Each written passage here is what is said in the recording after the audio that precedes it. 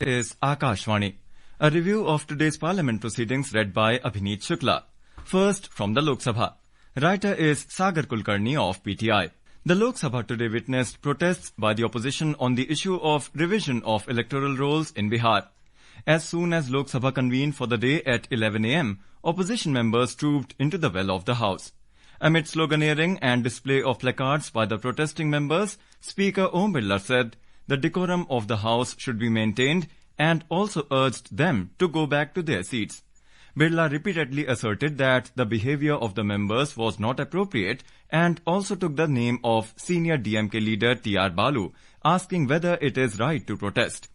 The Speaker said efforts should be made to strengthen democracy and people have elected members to raise their issues in the House.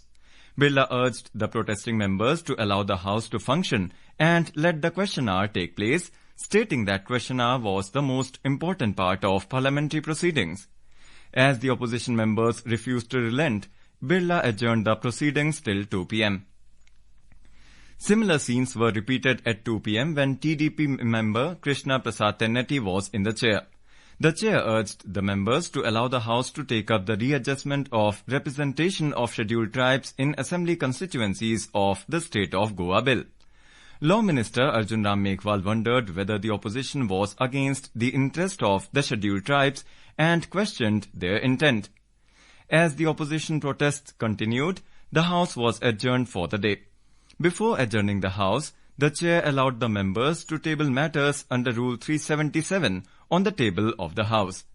BJP member Kalaben Delkar raised the issue of the need to provide adequate funds to improve facilities in government schools in Dadra and Nagar Haveli parliamentary constituency. BJP member Shobhana Ben Baraiya raised the issue of improvement of NH 48 passing through Himmatnagar in Sabarkantha parliamentary constituency of Gujarat. BJP member Praveen Patel raised the issue of the need to extend the benefit of central government schemes to give impetus to industrial development in Phulpur parliamentary constituency in Uttar Pradesh. Congress member Kirsan Namdeo raised the issue of alleged irregularities in the implementation of Skill India mission. Congress member Shivaji Kalge raised the issue of the need to expedite the completion of the doubling of Latur Road Kurduvadi railway line project in Maharashtra. Congress member Haibi Eden raised the need to address the stray dog menace in Kerala and other parts of the country.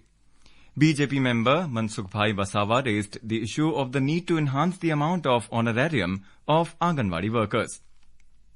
In a written reply, Minister of State for Women and Child Development Savitri Thakur said a total of more than 3.25 lakh cases have been disposed of by 746 fast-track special courts, including 405 exclusive POCSO courts, operational across 30 states and union territories. The fast-track special courts or FTSCs have been formed to expedite trials in cases of rape and child sexual abuse, Thakur informed Lok Sabha in a written response. These courts have disposed of more than 3.25 lakh cases as of April the 30th, 2025, she said. In response to another question, Thakur said 2 lakh Anganwadi centers have been approved to be upgraded as Saksham Anganwadis for improved nutrition delivery and imparting early childhood care and education. She said that to ensure that the police stations are more women-friendly and approachable, as they would be the first and the single point of contact for any woman walking into a police station, 14,658 women help desks have been set up. Thakur said 13,743 women help desks are headed by women police officers. To provide help and support to needy women and women in distress, an emergency response support system, ERSS 112, has been established in all the 36 states and UTs for various emergencies with computer-aided dispatch of field or police resources, Thakur said. In addition to ERSS, a fully functional dedicated women helpline WHL 181 is operational in 35 states or UTs except West Bengal, the minister said in another written response. In reply to another question, Minister of State for Health Pratap Jadhav said 70% enrollment of participants for the Phase 3rd clinical trial of the indigenous one-shot dengue vaccine, Dengue All, has been completed. The Indian Council of Medical Research, that is ICMR, has undertaken a clinical trial titled The Trial Involves Over 10,000 Participants, out of which more than 70% enrollment has been completed. The trial has been implemented in 20 sites across India, he said. The sites are JSS Medical College and Hospital, Mysuru in Karnataka, Bangalore Medical College and Research Institute, and All India Institute of Medical Sciences, Bibinagar in Telangana. More than 5.73 lakh laboratory-confirmed dengue cases were reported through the Integrated Health Information Platform, that is IHIP, in 2024, according to information shared by the National Centre for Disease Control, NCDC.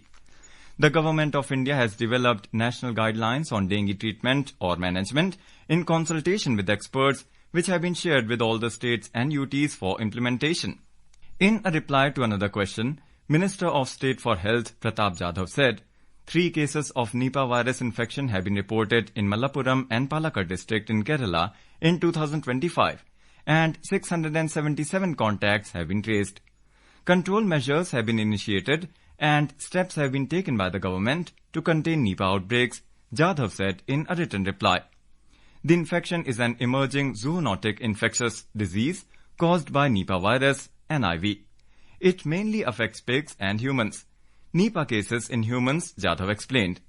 Listing the control measures initiated to contain Nipah disease outbreaks, Jadhav said that through surveillance mechanism, early warning signals are captured to generate alerts, outbreaks in the early rising phase are detected, and outbreak investigations are conducted.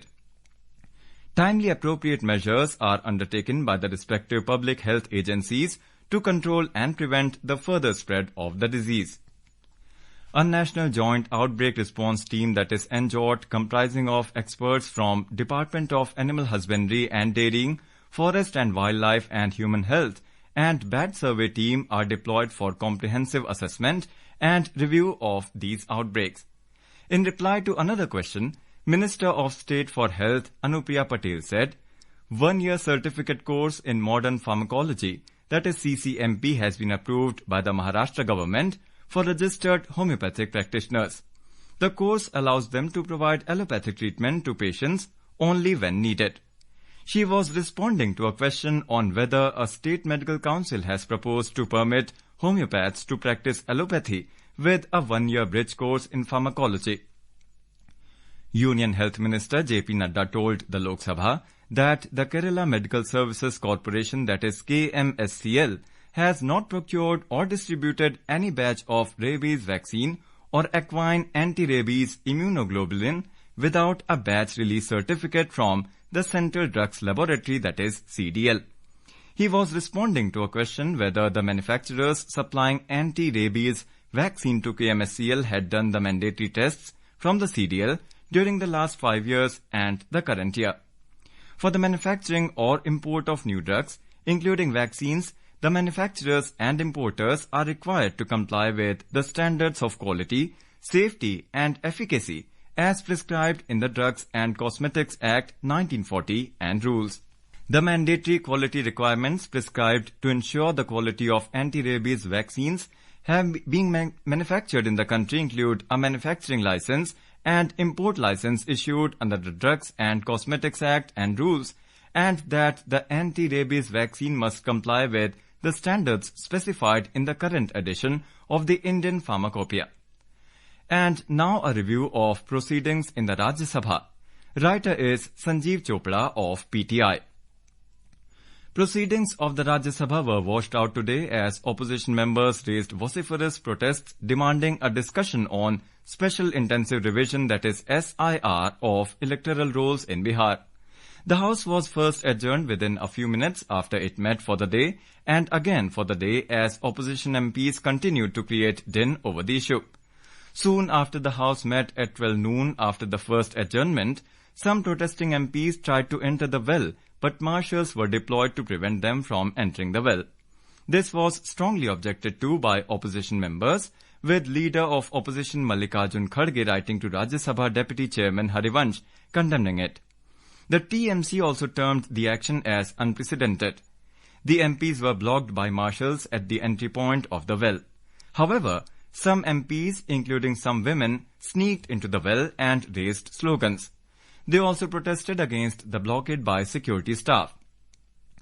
Among some of the members who protested in the well were Nadeem ul Haq, Sagarika Ghosh, Derek O'Brien, all of TMC, Tiruchi Siva of DMK and Sanjay Singh from AAP. Ghanshyam Tiwari, who was in the chair, asked Vivek Tankha from the Congress to ask his supplementary question, urging protesting members to return to their seats and allow the question hour to function. However, Tankha said he cannot speak as the House was not in order. Amid the din, the chair adjourned the Rajya Sabha for the day as opposition members continued with their sloganeering inside the well and spoke into the microphones.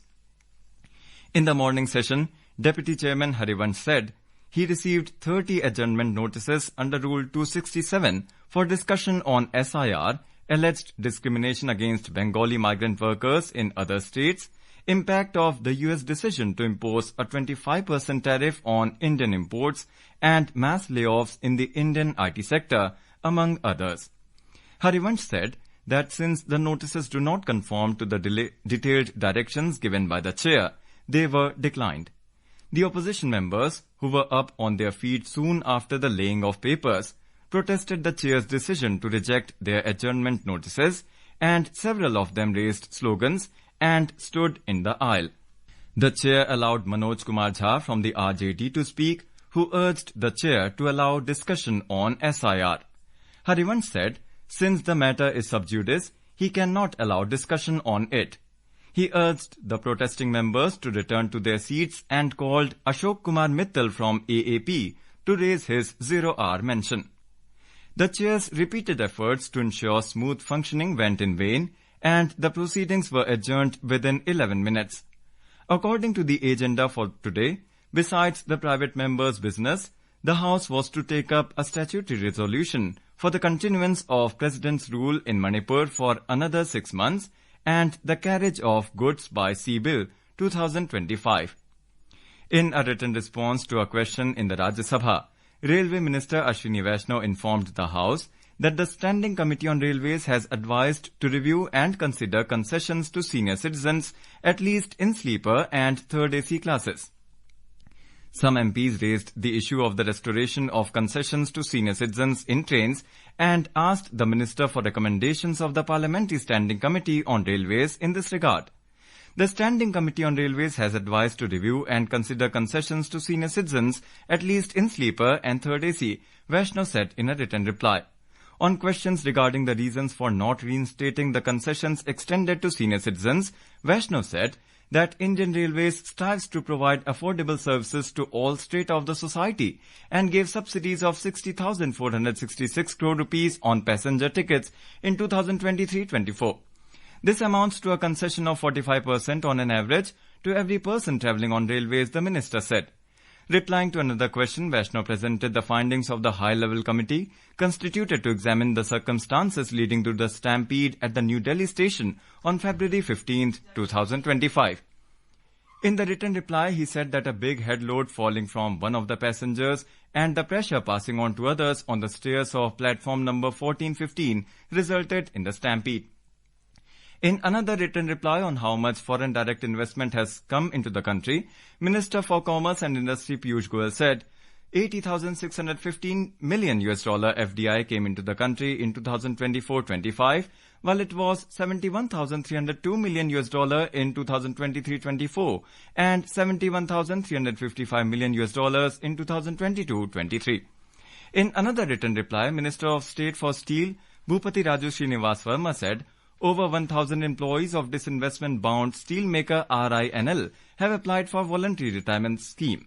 The benefits for VRS II in RINL are according to guidelines of the Department of Public Enterprises, DPE, he said. The minister also informed that the government has not conducted any study on antibiotic contamination of rivers.